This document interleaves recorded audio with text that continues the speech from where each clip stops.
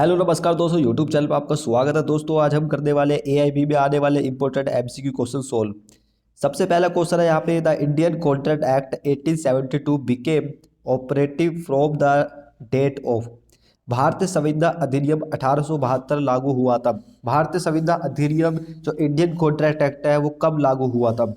दोस्तों Indian contract act, इसका answer हो जाएगा सी, द 1 सितंबर 1872। ठीक है, तो इस तरीके के जो क्वेश्चन है कि कब लागू किया गया था, तो ये 3 से 4 क्वेश्चन पूछे जाएंगे। ओके, नेक्स्ट क्वेश्चन है, the interpretation clause of Indian contract act 1872 has been provided in. भारतीय संविधान अधिनियम 1872 का निर्वचन खंड निम्न में उपबंधित है। देखो निर्वचन खंड, इंटरप्रिटेशन क्लोज, इसका मतलब ये होता है जो डेफिनेशन बताता है। ठीक है, तो किसी में डेफिनेशन होता है, किसी में इंटरप्रिटेशन क्लोज होता है। तो तो ये कौन से सेक्शन में है ये दोस्तों? इस सेक्शन 2 में है। किसके? Section 2, evidence Indian contract act के सेक्शन 2 में है। नेक्स्ट क्वेश्चन है, देखो यहाँ पे बोल रहा है कि X invites his friend Y on dinner but later on declined to arrange it or specific day. मतलब कि एक्स अपने वाई मित्र को भोज पर आमंत्रित करता है, परंतु वह निर्धारित दिन पर उस भोज का प्रबंध करने से मना कर देता है। मतलब कि भाई एक्स है, वो क्या कर रहा है, वाई को बोलता है कि मैं तुम्हें उस दिन उस तारीख को डिनर पे लेके जाऊंगा, मगर वो तारीख आती है तो वो उस दिन वो एक्स मना कर देता है कि मैं नहीं लेके जा रहा। तो क्या वाई उस पर केस कर सकता है? जी इसको नहीं कर सकता है। ठीक है, तो इसका मतलब है x is not a liable for breach of contract. जो इनके बीच में कॉन्ट्रैक्ट हुआ है, क्या वो ब्रीच ऑफ कॉन्ट्रैक्ट हुआ है? संविदा भंग करने की जिम्मेदारी नहीं है। तो मतलब कि एक्स ने कोई ब्रीच ऑफ कॉन्ट्रैक्ट नहीं किया है। ठीक है, x is not liable for breach of contract. Contract हमेशा जब ही होता है जब वो लिखित रिटर्न होता है, दोनों पक्ष के आपसी सहमति से होता है, तो वो कॉन्ट्रैक्ट होता है। ठीक है, कंसिडरेशन होना जरूरी है। तो ये इसका मतलब, तो इसका डी इसका आंसर हो जाएगा। ओके, नेक्स्ट क्वेश्चन है, देखो यहाँ पे बोला है, A gives an offer to give 1000 to whoever finds his lost dog. देखो दिस इज ए अपने खोए हुए कुत्तों के लिए, खोए हुए किसी कुत्ते के लिए खोजने पर उस व्यक्ति को 1000 रुपये देने का प्रस्ताव करती है। तो ये क्या है, ये कौन सा ऑफर है भाई? ये ऑफर दिया है ना उसने कि भाई जो मेरा कुत्ता खोजेगा उसको मैं पैसे दूंगी। तो ये ऑफर दिया है उसने, क्या दिया है? ऑफर। तो ये कौन सा ऑफर है? इस क्वेश्चन के अंदर पूछा है ये जो ऑफर है कौन सा है। ये ऑफर है 20 का आंसर हो जाएगा जनरल ऑफर, एक सामान्य प्रस्ताव है। ठीक है, तो हो जाएगा। Next question, which one of the following falls into the category of offer. निम्नलिखित में से कौन सा प्रस्थापना की कोटि में आता है?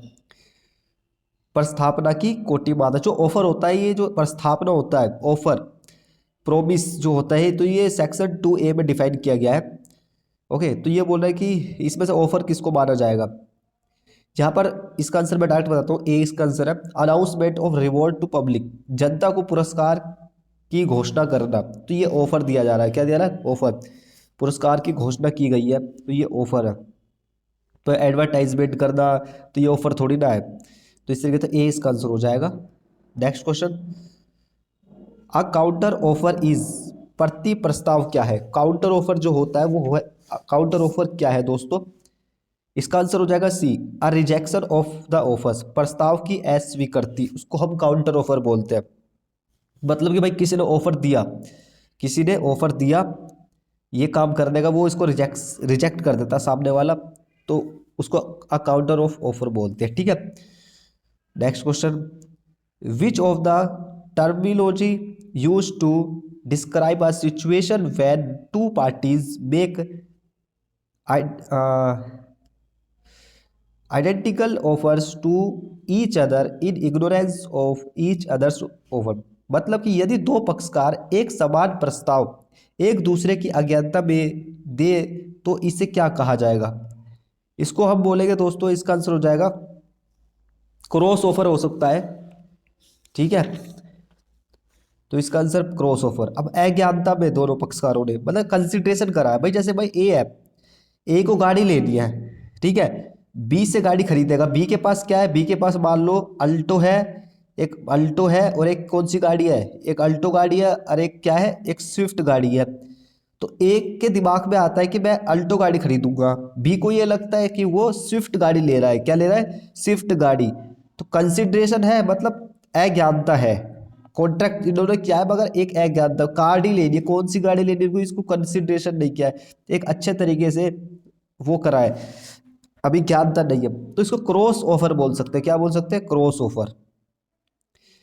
तो ठीक है, समझ में आ गया आपको कि एक दूसरे के अज्ञानता ऑफर है। अब यहाँ पे ये बोल रहा है कि चूज द गलत युग्म का चुनाव करें, गलत कौन सा है। अब देखो प्रपोजल प्लस एक्सेप्टेशन प्रोमिस बन जाता है, क्या ये सही है गलत है, तो ये सही है, ठीक है।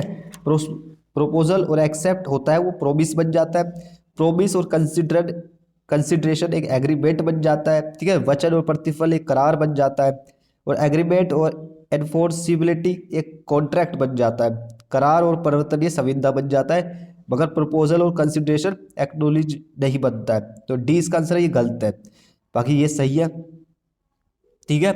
प्रपोजल का मतलब होता है जब भाई ए ने बोला कि मैं तुम्हें खाने पर लेके जाऊंगा, बी क्या करता उसको एक्सेप्ट कर लेता, ए ने प्रपोजल दिया, बी ने उसको एक्सेप्ट कर लिया, तो ये एक प्रोमिस बन गया। हाँ भाई इसने प्रोमिस किया, वादा किया है, तो प्रोमिस बन गया ना भाई एक। तो ए ने बोला कि बी को मैं खाने पे लेके जाऊंगा, बी ने एक्सेप्ट किया, एक्सेप्ट ही नहीं करेगा तो प्रोमिस कहाँ से हो जाएगा, ठीक है। तो वो खाने को होगा। प्रोमिस और कंसिडरेशन मतलब भाई ए ने बोला कि मैं तुम्हें एक घर बेचूंगा, ठीक है, ए ने प्रोमिस कर लिया पूरा का पूरा, उसने, बी बोलता हाँ चल ठीक है मैं तेरा घर खरीद लूंगा, उसके बदले में क्या देगा, वो पैसे देगा, वो घर देगा। तो अदला बदली करना, जो कुछ बदले में देना उसको कंसिडरेशन बोलते हैं, तो ये एग्रीमेंट बन जाता है, ठीक है। तो एग्रीमेंट और एनफोर्सिबिलिटी, एक एग्रीमेंट बनता है ए और बी के बीच में, जैसे घर बनाने का कुछ ज़्यादा कुछ बड़ा एग्रीमेंट बनता है तो उसको कॉन्ट्रैक्ट बोल सकते हैं, 1 साल 2 साल के लिए, जैसे रोड बनते हैं, घर बन, जो बिल्डिंग बनते हैं, कॉन्ट्रैक्ट होता है इनका इंजीनियर से, तो वो कॉन्ट्रैक्ट बन जाता है। एनफोर्सिबिलिटी मतलब कि एक अच्छे तरीके से बाय लॉ होना चाहिए, कोई गलत इनवैलिड नहीं होना चाहिए, ठीक है। तो ये हो जाएगा। नेक्स्ट क्वेश्चन क्या है दोस्तों, a proposal when accepted becomes, प्रस्तावना प्रतिग्रहिता हो जाने पर जो प्रपोजल होता है वो एक्सेप्ट हो जाता है। भाई प्रपोजल है, ए ने एक प्रस्ताव दिया, डी ने खाने पर बुलाने के लिए या कुछ करने के लिए, तो बी एक्सेप्ट कर लेता है, तो वो क्या बन जाता है, वो प्रोमिस बन जाता है दोस्तों, क्या बन जाता है वो प्रोमिस बन जाता है, ठीक है। नेक्स्ट क्वेश्चन देखते हैं हम इसके अंदर,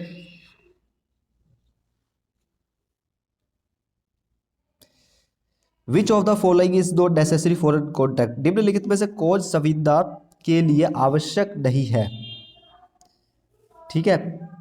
तो इसका आंसर हो जाएगा संविदा हमेशा कॉन्ट्रैक्ट होने के लिए प्रपोजल, एक्सेप्टेंस, कंसिडरेशन होना जरूरी है, इसकी जरूरत नहीं है अचल संपत्ति की, ठीक है। तो इसका आंसर हो जाएगा डी, संविदा के लिए इमूवेबल प्रॉपर्टी अचल संपत्ति कोई जरूरत नहीं है कॉन्ट्रैक्ट के लिए। नेक्स्ट क्वेश्चन है, विच of the following law commission made the draft of transfer of property act, जो ट्रांसफर ऑफ प्रॉपर्टी एक्ट है, संपत्ति अंतरण अधिनियम का प्रारूप किसने तैयार किया था, वो फर्स्ट लॉ कमीशन के द्वारा, प्रथम विधि आयोग के द्वारा किया गया था, किसके द्वारा, प्रथम विधि आयोग के द्वारा तैयार किया गया था, ओके। नेक्स्ट क्वेश्चन है, before commencement of the transfer of property act 1882, मतलब 1882 से पहले वहाँ पे भारत में एक अचल संपत्ति के लिए क्या शासित किया गया था, मतलब किस तरीके से कानून व्यवस्था थी वहाँ पे। तो वहाँ पे principle of law, English law and equity, अंग्रेजी कानून के नियम एवं समान साम्य था, ठीक है। तो ये जब कानून था TPA, transfer of property act, उससे पहले वहाँ पे अंग्रेजी कानून था, ठीक है। नेक्स्ट क्वेश्चन है, ट्रांसफर ऑफ प्रॉपर्टी एक्ट को अनेक्टेड किया गया था, संपत्ति अंतरण अधिनियम को किस वर्ष बनाया गया था, किस वर्ष बनाया गया था, 1881 में। अब कुछ बोलेगा 1882 में वो लागू किया गया था और उसको अनेक्टेड किया गया था, बनाया गया था 1881 में, बना दिया गया था, ओके। नेक्स्ट क्वेश्चन है, the transfer of property act came into force, वही संपत्ति अंतरण अधिनियम कब परिवर्तन हुआ, कब लागू हुआ, केम इनटू फोर्स हुआ? तो इसका आंसर है 1 जुलाई 1882। 1 जुलाई 1882 इसका आंसर हो जाएगा।